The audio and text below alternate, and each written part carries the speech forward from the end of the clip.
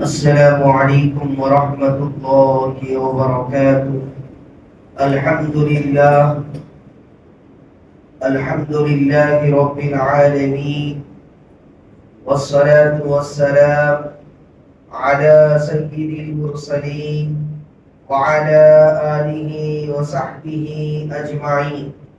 أما بعد، فقد قال الله تعالى في القرآن المجيد والفرقان الحميد: فأعوذ بالله من الشيطان الرجيم، بسم الله الرحمن الرحيم. وأقيموا الصلاة وآتوا الزكاة. وقال تعالى: والذين يكنزون الذهب والفضة ولا ينفقون في سبيل الله فبشرهم بعذاب أليم يوم يحمى عليه في نار جهنم فتقطع بها جباههم وجنوبهم وظهورهم هذا ما كنزتم إلى آخر الآية. صدق الله العظيم. وقال تعالى: يمحق الله الربا ويربي الصدقات إلى آخر الآية. صدق الله العظيم. اللهم صل على محمد النبي الأمي وعلى آله وسلم تسليما. اللهم صل على محمد النبي الأمي وعلى آله وسلم تسليما. اللهم صل على سيدنا محمد وعلى آل سيدنا محمد وبارك وسلم تسليما كثيرا كثيرا. اللہ رب العزت کا بے انتہا فضل، اس کا کرم، اس کا احسان ہے کہ اللہ تبارک و تعالیٰ نے ہمیں اور آپ کو رمضان المبارک جیسے بابرکت، رحمت، مغفرت، عافیت والا مہینہ نصیب فرمایا. دعا کرے اللہ رب العزت ہم سب کے رمضان کو جس طرح ہمارا اللہ ہم سے راضی ہوتا ہے اس طرح ہمیں زندگی گزارنے کی توفیق عطا فرمائے. اور اللہ تعالیٰ کا ہی احسان، اس کا فضل، اس کا کرم ہے کہ آج ہم اور آپ اللہ کے گھر میں بیٹھ کر حق بولنے، حق سننے اور ہم سب کو حق پر چلنے کی بھی توفیق عطا فرمائے. تو محترم سامعین، جیسا کہ گزشتہ جمعہ آپ حضرات کے سامنے بات آ گئی تھی کہ ماہ رمضان المبارک کے مہینے میں روزے کی کیا اہمیت ہے اور روزے کے کیا فضیلت ہے، روزہ رکھنے پر اللہ کیا نعمت دیتا ہے، روزہ نہیں رکھنے پر اس کے لیے کیا وعیدیں ہیں. اسی طرح رمضان المبارک کا دوسرا عمل وہ قیام اللیل ہے، یعنی تراویح کی نماز کے سلسلے میں بات آ گئی اور ماشاءاللہ آپ حضرات عمل بھی کر رہے ہوں گے.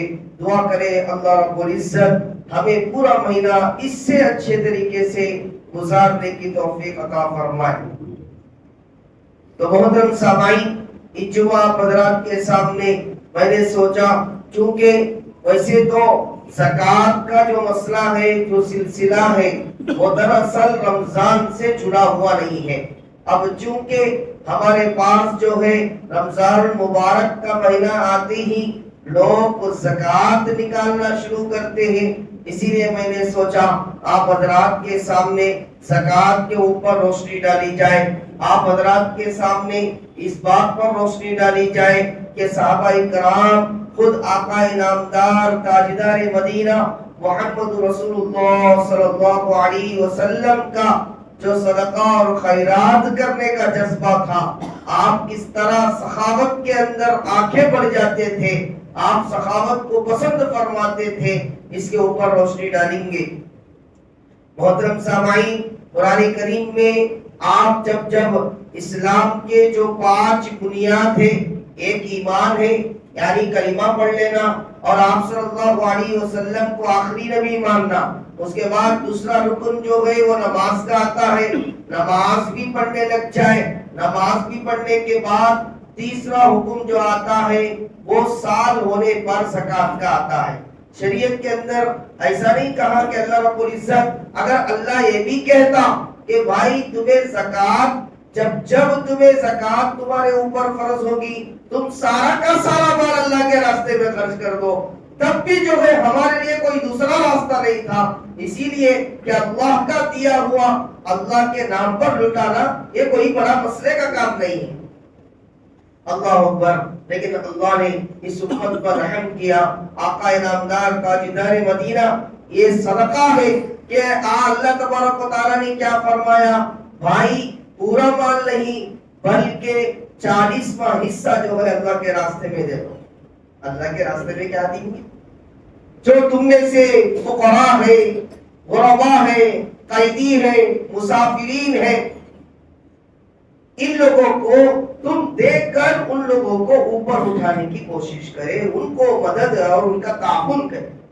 محترم سامعین، یہ کہنا چاہ رہا تھا۔ اب تیسرا رکن زکات کا آتا ہے، نماز کے بعد تیسرا رکن زکات کا آتا ہے۔ آپ جب دیکھیں گے قرآن کریم کے اندر اللہ رب العزت نے جہاں جہاں نماز کا ذکر فرماتا ہے فوراً زکات کا بھی ذکر فرماتا ہے۔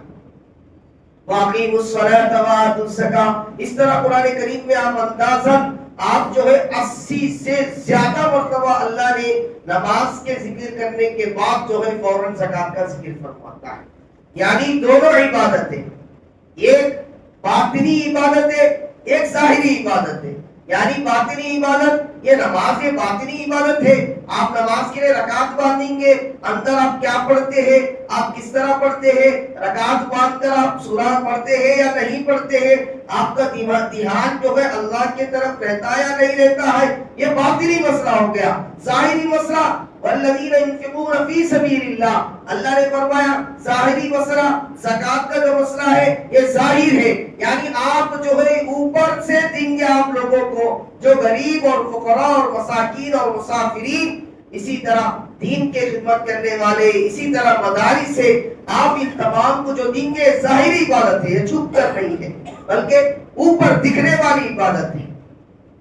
الغرض محترم سامعین، آج ہمارے اور آپ کے اندر اللہ نے جن کو مال دیا ہے، اگر یقین جانیے وہ صحیح طریقے سے زکات نکالتے ہیں، لکھ کر رکھ لیجئے، وہ لوگ آگے بڑھتے چلے جاتے ہیں، وہ ہر سال آگے بڑھتے چلے جاتے ہیں۔ قرآن کریم میں اللہ نے فرمایا یمحق اللہ الربا ویربی الصدقات، اللہ نے صاف طور پر سورہ بقرہ میں ارشاد فرماتا ہے، بھائی اس بات کو ذہن میں بٹھا لو، سود کو اللہ گھٹاتا ہے، سود کو اللہ گھٹاتا ہے۔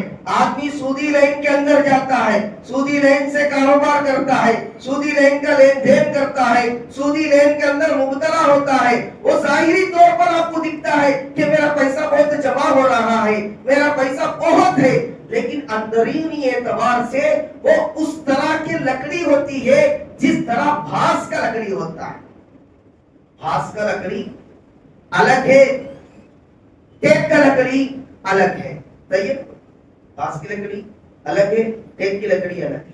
ٹیک کی لکڑی کے اندر کیا ہے، پورا اندر بھی وہی رہتا ہے جو باہر رہتا ہے، لیکن بانس کی لکڑی کس طرح رہتا ہے، وہ بھی لکڑی کی طرح دکھتا ہے لیکن اندر سے سارے کا سارا خالی ہوتا ہے۔ اللہ یہی فرماتا ہے یمحق اللہ الربا، جو لوگ سودی لائن کے اندر جائیں گے، سودی لائن سے مال کمائیں گے، لکھ کر رکھ لے، اللہ کبھی ان کے مال کو نہیں بڑھاتا بلکہ تمہیں دکھتا ہے لیکن اللہ گھٹاتا ہے۔ اللہ آگے فرماتا ہے وَيُرْبِي الصَّدَقَاتِ، اللہ فرماتا ہے وَيُرْبِي الصَّدَقَاتِ، جو اللہ کے راستے میں اللہ کے فرض کیے ہوئے زکات کو نکالتے ہیں، جو صدقات اور خیرات کو کرتے ہیں، جو یتیم اور مسکینوں کی تعاون کرتے ہیں، جو محتاج اور ضرورت مندوں کے ضرورتوں کو پورا کرتے ہیں، یقین جانے وہ ظاہری طور پر ان کا پیسہ جیب سے خرچ ہوتا ہے، یقینی طور پر ان کے الماریوں کے اندر سے پیسوں کے گڈیاں کم ہوتے ہیں۔ اللہ فرماتا ہے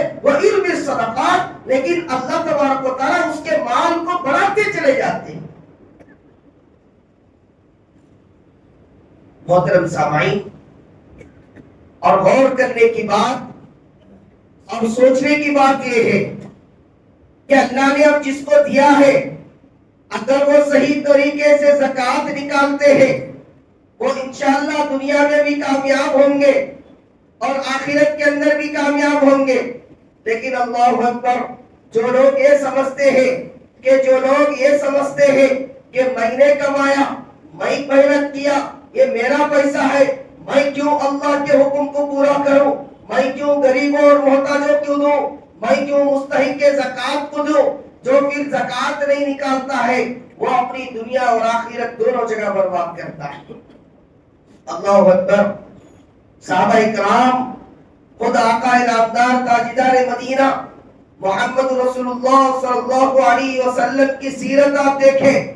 آج ہم اور آپ جان دینے والے، ان کے نام پر مر مٹنے والے، ان کے نام پر اپنا سب کچھ قربان کرنے والے، لیکن آج ہماری زندگیوں کے اندر آقا نامدار تاجدار مدینہ صلی اللہ علیہ وسلم کا وہ سنت ہے یا نہیں ہے، وہ جذبہ ہے یا نہیں ہے، یہ ہر آدمی کو، ہر انسان کو سوچنے اور غور و فکر کرنے کی ضرورت ہے۔ آپ صلی اللہ علیہ وسلم کے بارے میں آتا ہے، آپ صلی اللہ علیہ وسلم سخاوت کے اندر، آپ اللہ کے راستے کے اندر خرچ کرنے کے اندر آپ اس طرح آگے رہتے تھے۔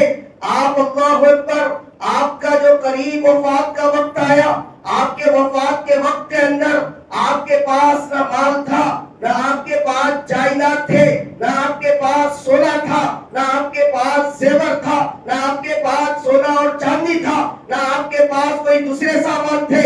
جب آپ کی وفات ہوئی تھی، آپ کے پاس جو بچا ہوا تھا وہ صرف اور صرف جہاد کے اندر جنگ میں استعمال کرنے والے، وہ پہننے والے زرہ اور تلواری تھے۔ اور آپ کے پاس جب وفات کا وقت آیا، آپ نے جو چھوڑا وہ دلدل نام کا ایک جو خچر تھا، وہ آپ صلی اللہ علیہ وسلم نے چھوڑا۔ آج غور کرنے کی ضرورت ہے ان لوگوں کو جو مال جمع کرتے ہیں، جو مال کو بڑھانے کی فکر کرتے ہیں۔ آپ صلی اللہ علیہ وسلم کے پاس ایک صحابی آ گئے، آ کر عرض کرنے لگے، یا اللہ کے رسول صلی اللہ علیہ وسلم، آپ مجھے کچھ عنایت فرما دیجئے، مجھے کچھ دے دیجئے۔ اللہ اکبر۔ آپ صلی اللہ علیہ وسلم نے فوراً فرمایا، یہ میرے صحابی جاؤ، فلاں دو پہاڑوں کے درمیان میرے بکریاں چل رہی ہے، وہ سارے کے سارے بکریاں لے لو۔ سارے کے سارے بکریاں لے لو۔ اس صحابی نے یہ دیکھا کہ بھائی آپ صلی اللہ علیہ وسلم ایک ایسا نبی ہے، ایک ایسا پیغمبر ہے، کون ایسا آدمی ہے جسے مانگنے پر آپ خود اندازہ لگائیے، آدمی آج اگر مانگتا ہے چاہے 10 روپے ہی کیوں نہیں مانگتا ہے، ہم نیچے سے اوپر 10 بار گھورتے ہیں پھر اس کو دیتے ہیں۔ یہاں پر بکریوں کا، دو پہاڑوں کے درمیان کے بکریوں کا حصہ کا اندازہ لگائیے کتنے بکریاں ہوں گے۔ آپ صلی اللہ علیہ وسلم نے پورے بکریاں دے دیا۔ فرمایا اس صحابی نے اپنے خاندان والوں کے پاس جا کر اعلان کرنے لگے، بھائی میں ایسے نبی پر ایمان لایا ہوں، میں ایسے نبی پر اسلام قبول کیا ہوں، میں ایسے آخری نبی سے ملا ہوں جو سخی نہیں بلکہ جو دیتا نہیں بلکہ وہ ایسا دیتا ہے کہ نسلیں در نسلیں جو ہے زندگی گزارنے کے لائق بن جاتی ہے۔ اللہ اکبر۔ آپ صلی اللہ علیہ وسلم اپنے پاس کچھ نہیں رکھتے تھے، اس لیے کہ انہیں معلوم تھا جو کچھ ہم نے اللہ کے راستے میں خرچ کر دیا وہی اپنا ہے، جو کچھ باقی رہ گیا وہ اپنا نہیں ہے۔ آپ صلی اللہ علیہ وسلم کے پاس ایک بکری آئی، آپ صلی اللہ علیہ وسلم نے بکری کو حضرت عائشہ رضی اللہ تعالیٰ عنہا کو دیا۔ فرمایا یا عائشہ اس کو بانٹ، اس کو پکا لینا، اس کو تیار کر لینا اور تھوڑا بہت بانٹ دینا۔ اللہ اکبر۔ کچھ وقت کے بعد آپ صلی اللہ علیہ وسلم حضرت عائشہ رضی اللہ تعالیٰ عنہا کے پاس آئے، فرمانے لگے عائشہ رضی اللہ تعالیٰ عنہا نے، یا آقا نامدار تاجدار مدینہ محمد رسول اللہ صلی اللہ علیہ وسلم، آپ صلی اللہ علیہ وسلم نے پوچھا کیا بکری کا کچھ گوشت کا کچھ حصہ باقی ہے یا سب ختم کر دیا، سب تقسیم کر دیا؟ عائشہ رضی اللہ تعالیٰ عنہا نے فرمایا یا آقا میں نے سارا کا سارا اللہ کے نام پر صدقہ کر دیا، بس تھوڑا سا آپ کے کھانے کے لیے میں نے بچا کر رکھا ہے۔ اللہ اکبر۔ جملہ سنیے، آپ صلی اللہ علیہ وسلم نے اصل جملہ جس کے طرف میں آپ کو متوجہ کرنا چاہتا ہوں، جس کے طرف میں آپ کے توجہ چاہتا ہوں. آپ صلی اللہ علیہ وسلم نے فرمایا یا عائشہ ایسا مت کہو جو بچ کر ہے وہ ہمارا بچا ہوا نہیں ہے. تم نے جو کچھ اللہ کے راستے میں دے دیا, تم نے جو کچھ اللہ کے راستے میں خرچ کر دیا وہی بچا ہوا ہے. جو کچھ یہاں ہمارے لیے بچا ہوا ہے یہ بچا ہوا نہیں ہے بلکہ یہ کھا لیں گے. اس کا کتاب یہی ختم ہے. جو ہم نے اللہ کے راستے میں دے دیا وہی قیامت تک باقی رہنے والا ہے. اسی کا بدلہ اللہ ہمیں تمہیں دینے والا ہے. محترم سامعین, اللہ اکبر. صحابہ کرام کا جذبہ آج غور کرے. اگر تاریخ میں آتا ہے شیخ سعدی رحمت اللہ علیہ, یہ فارسی کے کتاب کے بہت بڑے عالم دین نکلے ہیں, بنے ہیں. انہوں کے کئی کتابیں ہیں. وہ فرماتے ہیں کسی نے ان سے پوچھا شیخ سعدی رحمت اللہ علیہ, بھائی دنیا سے غربت کیسی ختم ہوگی, مسلمانوں سے فقر و فاقہ کس طرح ختم ہوگا, مسلمانوں کے اندر سے غربت کیسا دور کیا جائے گا. فرمایا اگر مسلمان جس کو اللہ نے دولت دیا ہے, جس کو اللہ نے مال دیا ہے, اگر وہ پورے امانت داری سے, پورے دیانت داری سے, بلکہ پورے تحقیق کے بعد وہ زکات کے مستحق کو ڈھونڈ کر, وہ پکڑ کر زکات کے مستحق تک وہ مال کو اگر صحیح طریقے سے پہنچانے لگ جائے, پوری دنیا کے مسلمانوں میں کوئی غریب نہیں رہے گا, کوئی مانگنے والا تمہیں پوری دنیا میں نہیں ملے گا. آج ہم اور آپ خرچ تو کرتے ہیں لیکن تحقیق نہیں کرتے. آج ہم اور آپ زکات تو نکالتے ہیں, بس اس حدیث کو سن لیے رشتہ داروں کو دینے پر 2 ثواب ہے, بس رشتہ داروں کو دیتے جاؤ, رشتہ داروں کے پیٹ کو بھرتے جاؤ. یہ نہیں دیکھتے کہ بھائی وہ رشتہ دار زکات کے مستحق ہے بھی یا نہیں ہے, وہ زکات کے خود دینے والے تو نہیں ہے, وہ زکات کے مقدار کے برابر ان کے مال ہے یا نہیں ہے. اس طرح کی تحقیق نہیں کرتے. حدیث کو دیکھ لیے, لینے والوں کی بھی زکات قبول نہیں, دینے والے کی بھی زکات قبول نہیں.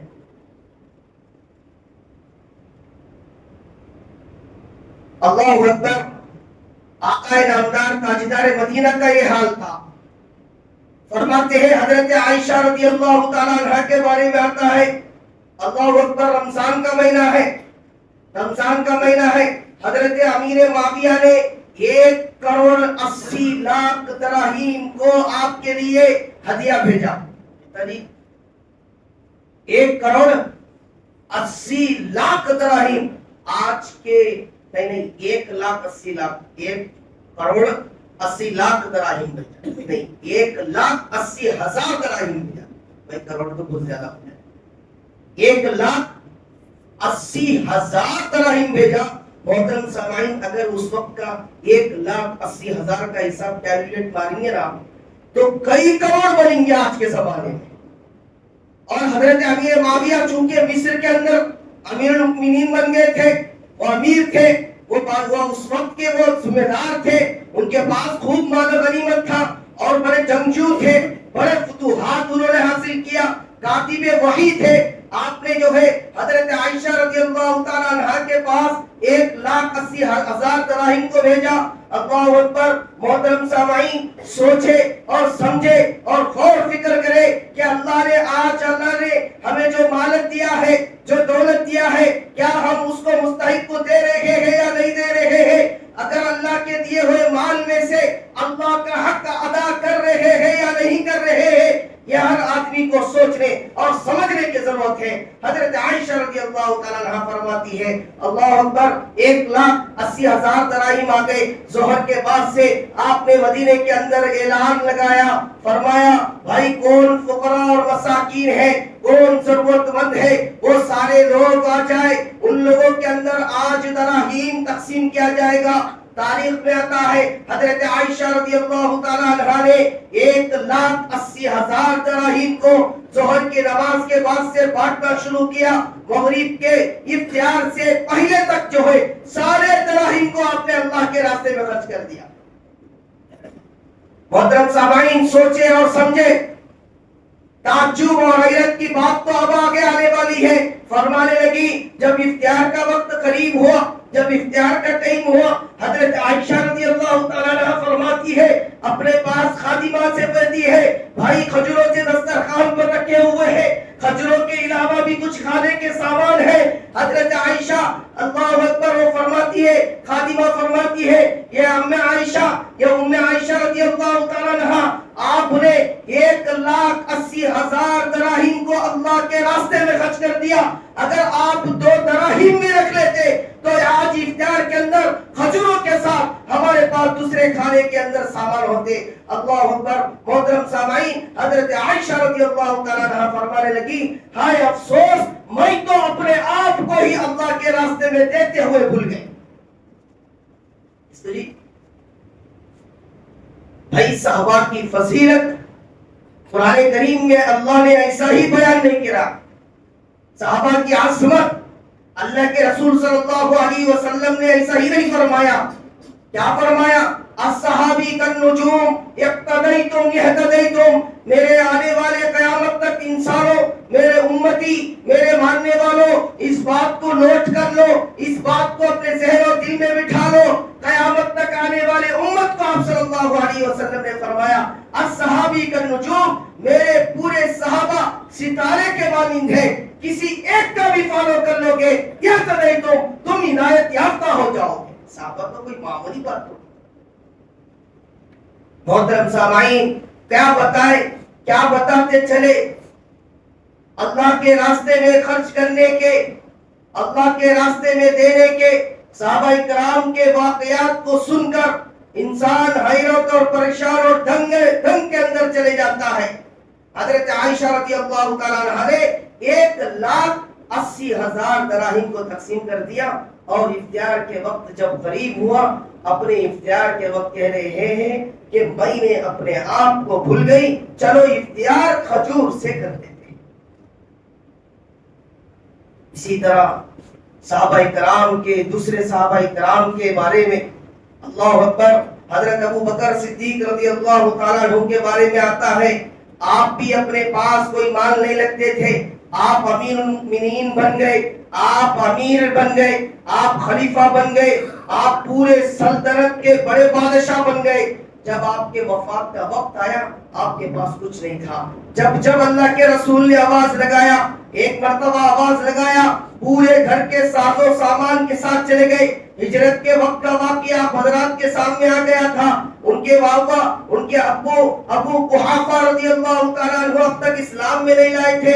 हजरत अस्मा रज़ियल्लाहु तआला अन्हा से जो बच्ची थी, फरमाने लगे, ये सलमा, ये अस्मा, क्या देख करा, तेरा बाप जो है नबी के साथ चला गया, घर में कुछ छोड़ा भी है या नहीं है। अस्मा ने देखा कि बाप ने पूरी दौलत को जो 50,000 दराहिम के करीब थे पूरे लेकर आका इनामदार ताजदार मदीना रसूलुल्लाह सल्लल्लाहु अलैहि वसल्लम के साथ चले। अल्लाहु अकबर।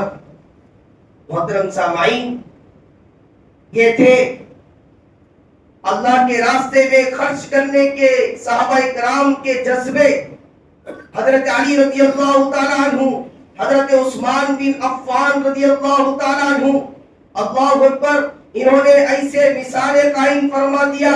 आज तारीख गवाह है, आज ईमान लाने वाला अपने ऊपर हैरत से देखता है, बल्कि अपने दिल पर ये कहता है ये सब होने वाली बात नहीं है, सहाबाए किराम ने कर कर दिखाया। अल्लाहु अकबर। हजरत उस्मान बिन अफ़्फ़ान रज़ियल्लाहु तआला अन्हु के बारे में आता है कि हिस्साली आ गई आपके सामने, इससे पहले भी वाकया है कि हिस्साली आ गई।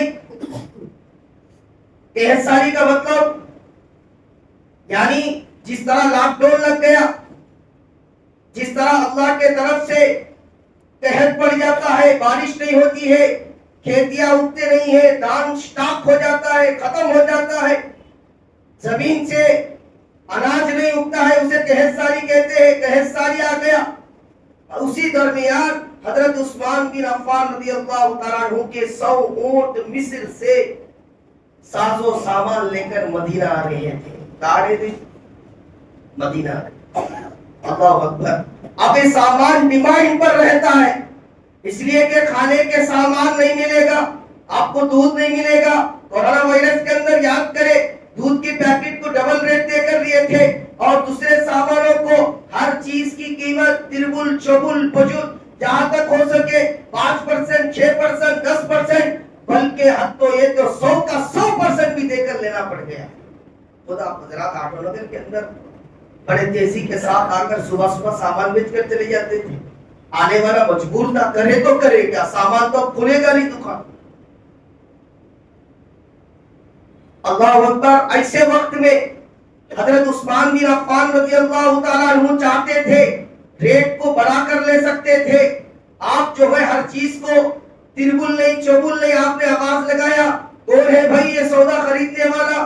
100 اونٹ میرے آ رہے ہیں ساز و سامان کے ساتھ. ایک نے کہا یہ عثمان بن عفان, میں ایک کے بدلہ 2 دوں گا. دوسرے نے کہا میں ایک کے بدلے 2 دوں گا. تیسرے نے کہا میں 2 کے بدلے 3 دوں گا. چوتھے نے کہا میں 1 روپیہ تمہارا ہوگا, 5 روپیہ ہمارا ہوگا. اللہ اکبر. حضرت عثمان بن عفان رضی اللہ تعالیٰ عنہ نے فرمایا بھائی میں نے سارا سودا کر دیا ہے. تاجر سارے پریشان, بھائی آپ سارے تاجر ہم مدینے کے یہاں, سارے محلے والے بڑے بیپاری ہم خود یہاں ہیں, وہ کون ہے جو آپ سے سودا کر لیا؟ فرمایا میں اس سے سودا کیا ہوں جو 1 کے بدلے 10 دینے کا وعدہ کرتا ہے. میں کس سے سودا کیا ہوں؟ میں 1 کے بدلے 10 دینے کا وعدہ کرتا ہے, میں اس سے سودا کیا ہوں. فرمایا کون ہے وہ؟ فرمایا من جاء بالحسنۃ فلہ عشر امثالها, وہ خالق کائنات ہے, وہ رب العالمین ہے. وہ قرآن کریم میں کہتا ہے جو دنیا میں 1 اللہ کے راستے میں دے گا, یقین جانیو اس کے 1 کے بدلے ہم 10 دیں گے. میں نے آج کے اس قحط سالی میں, آج کے اس تنگ دستی میں, آج کے اس امت کے پریشانی حالت میں, آج میں نے آنے والا تمام مصر سے 100 اونٹوں کو مال ساز و سامان اللہ کے راستے میں صدقہ اور خیرات کرتا ہوں. آج امت کس طرف جا رہی ہے؟ آج امت اللہ نے جس کو مال دیا, جس کو دولت دیا, آج وہ زکات نکالنے سے چڑچڑا کر چلتے ہیں. آج ان سے زکات کے لیے جاتے ہیں, وہ غصہ ہو جاتے ہیں, وہ ناراض ہو جاتے ہیں, وہ زکات نہیں نکالتے ہیں. ان کے گھروں میں سونا ہوتا ہے, ان کے گھروں میں چاندیاں ہے, ان کے دکانوں میں کاروبار کے سامان ہے, ان کے پاس تجارت کا سامان ہے, ساروں پر زکات واجب ہے, زکات نہیں نکالتے ہیں. اللہ اکبر. قرآن کریم میں اللہ رب العزت نے فرمایا والذین یکنزون الذهب والفضة ولا ينفقون في سبيل الله. اللہ نے صاف طور پر یہ قرآن کریم نازل فرمایا ان لوگوں کے اوپر بڑی دردناک عذاب ہے جو سونا اور چاندی کو جمع کرتے ہیں, جو پیسے کو جمع کر کر رکھتے ہیں. صحابہ کرام بڑے پریشان ہو گئے, یہ کون سا مسئلہ ہو گیا بھائی, اتنا محنت سے ہم نے کمایا, اللہ کا حکم آ گیا. اللہ کہتا ہے کہ بھائی تم جو ہے جمع کرنا تمہارے لیے غلط ہے, حالانکہ شریعت میں جمع کرنا غلط نہیں ہے. اب کوئی صحابی آگے بڑھ کر اللہ کے رسول صلی اللہ علیہ وسلم سے پوچھنے کی ہمت نہیں کر پا رہے ہیں. پوچھے تو کیسا پوچھے؟ صحابہ کرام پورے ڈپریشن کے شکار کہ یار جو کچھ ہم نے کمایا, اللہ کہتا ہے والذین یکنزون الذهب والفضة ولا ينفقون في سبيل الله.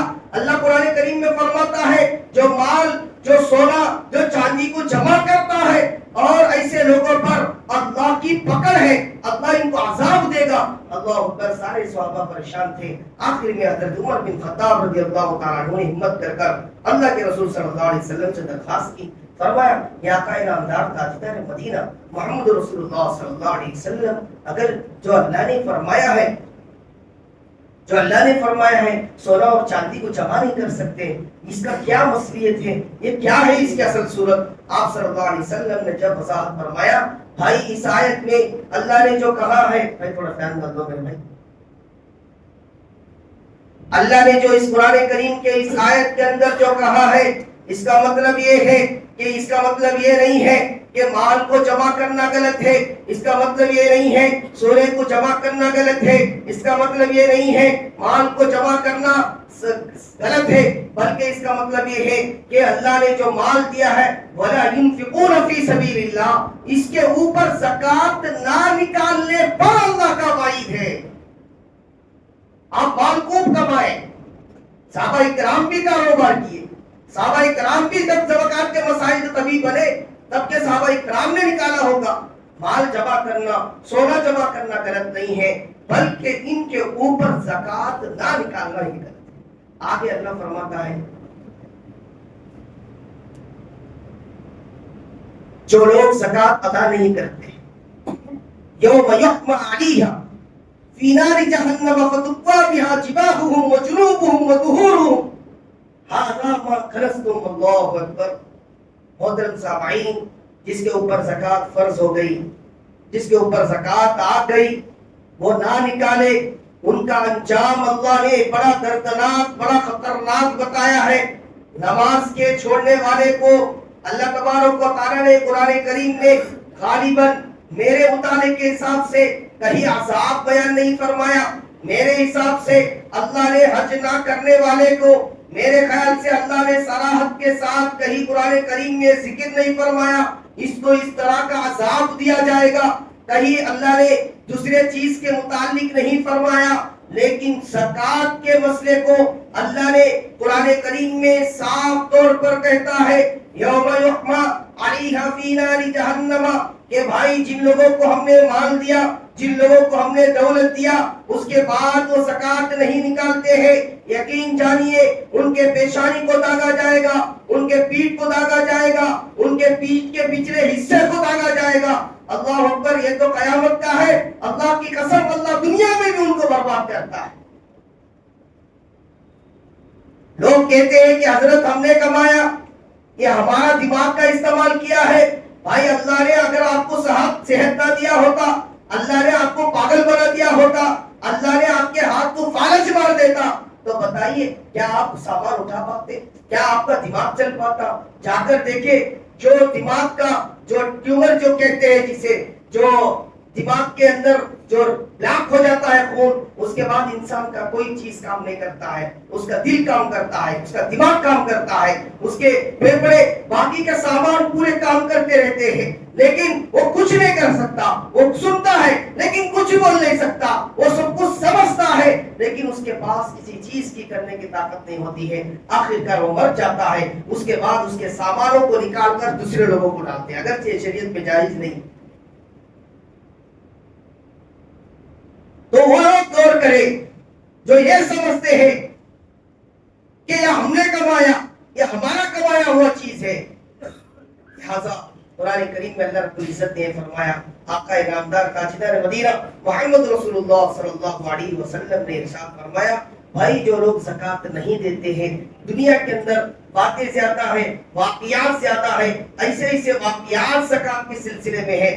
دنیا کے اندر جو لوگوں کو ساتھ پیش آئے ان کو بھی بڑے اکابرین نے، علماء کرام نے اس کو تحریر کیا ہے. میں اس لیے نہیں کہہ رہا ہوں تاکہ آپ لوگ یہ نہ سمجھے کہ بھائی حضرت کہانی بنا کر لائے ہیں. میں اسی لیے اکثر باتیں صحابہ سے، تابعین سے، تبع تابعین سے ہی بتاتا ہوں تاکہ آپ لوگوں کو زیادہ سمجھ میں آئے، تاکہ آپ کو بات کرنے میں، عمل کرنے میں کسی طرح کی کوئی دشواری، کوئی پریشانی نہ ہو. اللہ اکبر. آپ صلی اللہ علیہ وسلم نے فرمایا جس کے اوپر زکوٰۃ فرض ہو گیا، اگر وہ زکوٰۃ نہیں نکالتا ہے، اس کے مرتے ہی اللہ تبارک و تعالیٰ اس کے مال کو ایک خطرناک سانپ کے شکل میں دیتا ہے. وہ سانپ ایسا کہ اس کے زہر کے پن سے اس کے سر کے اوپر جب بال ہوتے ہیں وہ اکھڑ جا کے رہتے ہیں، اس کے آنکھوں کے اوپر دو ایسے نشان سفید ہوتے ہیں، اس کے زہر کو ثابت کرتے ہیں. وہ اگر ایک مرتبہ ڈھستا ہے آدمی 70 ہاتھ نیچے چلے جاتا ہے. کتنے مرتبہ؟ اللہ اکبر. آپ صلی اللہ علیہ وسلم نے آگے فرماتے ہیں یہ سانپ گلے کے اندر لپٹ جاتا ہے اور کہتا ہے بھائی میں ہی ہوں، دنیا کے اندر جمع کر الماریوں میں رکھتا تھا، میں وہی ہوں تو اللہ کے راستے میں خرچ کیے بغیر غریبوں کا، مساکین کا، مسافروں کا، حقداروں کا حق کھاتا تھا. ہم اور آپ کیا سمجھتے ہیں ظالم کون ہے؟ جو کمزوروں کے اوپر ظلم کرے. بھائی ظالم وہ بھی ہے جو زکوٰۃ کو ادا نہ کرے، اس لیے کہ وہ بھی تو ظلم کر رہا ہے. آپ کو اللہ نے غریبوں کا، مساکین کا، محتاج اور ضرورت مندوں کا جو زکوٰۃ کی ذمہ داری دیا ہے، اگر آپ اس کو ادا نہیں کرتے ہیں، ظاہر سی بات ہے آپ ظالم بن گئے. ظالموں کا انجام قرآن کریم میں آپ صلی اللہ کے رسول صلی اللہ علیہ وسلم نے ارشاد فرمایا، عرش کے سایوں کے نیچے اس کا سائے کے اندر وہ آدمی نہیں ہوگا جو ظلم کر رہا ہو. ظلم کے کئی سارے صورتیں آتے ہیں. الغرض جو حضرات زکوٰۃ نہیں نکالتے ہیں وہ سوچے، وہ غور و فکر کرے. الغرض دو باتیں میں آپ حضرات کے سامنے کہوں گا. سب سے پہلی بات یہ ہے کہ محترم سامعین، میں نے اپنے آنکھوں سے 10 سال میری امامت کیا ہو گیا. 2016 فروری کے مہینے میں ہمارے ستر بھائی کو اللہ جزائے خیر دے زبردستی سے یہاں پر لا کر امامت میں رکھے تھے. میں آنا نہیں چاہتا تھا. محمدیہ کے مسجد والوں نے بڑے طرح سے میں منع کر دیا. ہمارے بڑے بھائی صاحب کی دکان پر چلے گئے، جا کر کمیٹی کے سارے احباب مطالبہ رکھا کہ بھائی مفتی صاحب کو ہمیں دے دو. لیکن میں جو ہے صاف طور پر انکار کر دیا، بھائی امامت کے چکر میں نہیں رہوں گا، اس لیے کہ 100 طرح کے مسلح ہوتے ہیں، 100 طرح کے باتیں بولتے ہیں، مجھے ضرورت نہیں. میں اپنا کاروبار کروں گا اور جہاں تک ہو سکے دین کی خدمات کروں گا اپنے حساب سے. یہ تھوڑی ہے کہ امامت کریں گے تو دین کی خدمات ہوں. لیکن آخرکار جو امام صاحب تھے اس سے پہلے کہ وہ پریشان کر دیے تھے مسجد والوں، تو ستار بھائی نے آ کر جو ہے بڑے ضد کیا. اور ان کے بچپن میں پڑھتا تھا نیمور کے اندر، جب یہ بیچارے آتے تھے ملنے کے لیے، ان کے احسانات بھی تھے، تو ان کے اس پر میں آ گیا. تو میرے تحقیقات کے مطابق میں خود یہاں پر جب سے امامت کیا ہوں، میرے سامنے ایسے مثالیں اگر آپ کبھی انفرادی میں آ کر ملے، میں ان کے ناموں کے ساتھ بتاؤں گا جنہوں نے زکات نکالنا شروع کیا ہے. الحمدللہ اللہ کی قسم ہر سال وہ اضافہ کرتے جا رہے ہیں، اس لیے کہ اللہ کا حکم ہے وَيُرْبِ الصَّدَقَاتِ. اللہ کا وعدہ، اللہ کی بات جھوٹی ہو سکتی ہے؟ ہاں، اللہ کے پاس دیر ہے اندھیر کبھی نہیں ہے. اللہ کے بعد کبھی غلط نہیں ہو سکتے ہیں. ہم اپنے دنیا کے باتوں کو، دنیا کے چیزوں کے اوپر اپنے دماغ کو ہٹائے، اللہ کے باتوں پہ آ جائے. جس طرح صحابہ کرام جو ہے آگے تھے، اللہ نے ساری دنیا کو پیرو کر دیا. پہلی بات، زکات نکالنے پر آپ غریب نہیں، آپ مالدار بنتے جائیں، آپ بڑھتے جائیں. اور دوسری بات، اگر آپ زکات نہیں نکالے، اللہ کی قسم دنیا میں بھی عذاب میں بھگتیں گے، آخرت میں تو بھائی قبر سے ہی شروع ہے، قبر سے ہی فائدے شروع ہے. اسی لیے دو چیزوں پر عمل کریں. الغرض اب زکات آج کے وقت میں کس پر زکات ہے؟ دو باتوں میں بات ختم کروں گا. زکات کس پر ہے، کس کو دینا ہے، یہ دو باتیں. زکات آج کے وقت میں چاندی کے حساب سے 612 گرام چاندی کی قیمت ہے. کتنا جی؟ 612 گرام چاندی کی آج کے وقت کی قیمت کے حساب سے 1,70,000 پر 1,000. اگر چاندی کسی کے پاس نہیں ہے، تھوڑا بھی گھر پر نہیں ہے، بیوی کا کسی کا بھی، تو چاندی کا حساب ان نہیں لگاتا. ان کس کا حساب لگانا؟ سونے کا لگانا. سونے کی قیمت 80 پر 7 گرام، اس کی قیمت آج کے وقت میں 13 لاکھ روپے ہے. پچھلے سال جو ہے 50,000 پر زکات تھا. کتنے سے جس کے پاس 50,000 کے قریب تھا زکات فرض تھا. لیکن اللہ اکبر، اللہ نے چاندی کی قیمت اتنا بڑھائی. دیکھو قرآن کریم میں دو چیزیں اللہ نے کیسی مصلیت کے ساتھ، قرآن کریم میں اللہ نے دونوں کی اہمیت کو بتایا. بھائی جنت میں سونے کے تاج ہوں گے، سونوں کے محل ہوں گے، چاندی کے پیالیاں ہوں گے، چاندی کے پلیٹ سے کھلائیں گے. دیکھو دنیا کے اندر بھی یہی دونوں چیزیں آگے بڑھتے جاتے ہیں. کبھی آپ کو تاریخ میں نہیں ملے گا کہ بھائی اس کا قیمت گھر کر 100 روپے میں آ گیا. اللہ نے پہلے ہی بتا دیا. 1450 سال کے قریب اللہ نے پہلے ہی بتا دیا. اب جس کے پاس زکات نکال رہے ہوں گے، بھائی سونے کی قیمت بڑھتی چلے گی نا.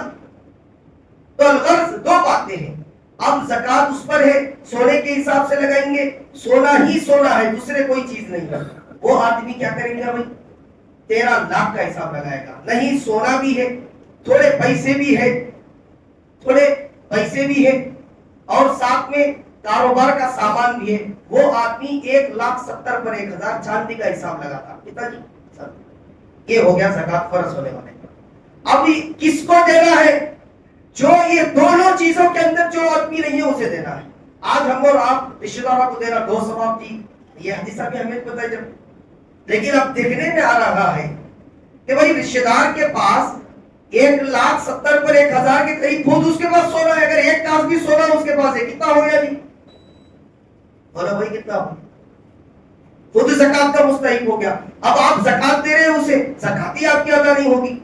اور بیچارے وہ اس لیے رہتے ہیں کہ ان کے پاس ان کو مسئلہ نہیں معلوم ہے کہ یار میں خود زکات نکالنے والا ہوں، زکات دے رہا ہوں. تو بہرحال یہ دو باتوں کا پورا خیال کریں. زکات نکالنے سے پہلے زکات جس کو دے رہے ہیں اس کو پوری تحقیق کر کر دینے کی ذمہ داری بھی آپ کی ہے.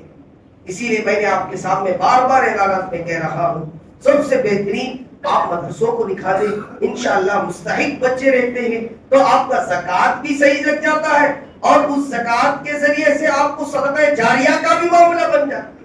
اللہ تعالیٰ سے دعا ہے اللہ رب العزت ہم سب کو عمل کی توفیق عطا فرمائے. اللہ تعالیٰ ہم سب کو حق پر چلنے کی توفیق عطا فرمائے. وآخر دعوانا الحمدللہ.